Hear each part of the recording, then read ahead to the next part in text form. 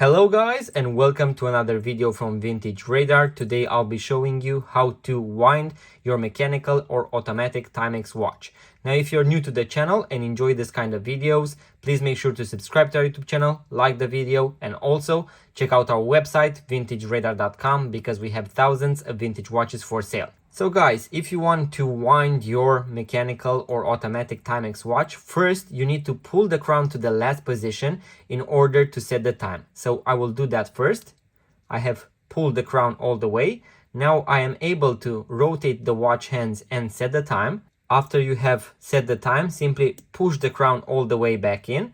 And in this position, you can actually wind the watch. And you do that by rotating the crown to the right. So in a clockwise direction, and you can also hear it wind. You can do that for around 20 to 30 times until your watch is fully winded and you are done. You can wear the watch and it will keep accurate time for 24-48 hours depending on how much of a power reserve your watch has. So that was the quick tutorial guys. I hope you enjoyed. If so, give it a thumbs up, subscribe to our YouTube channel, and see you on the next one.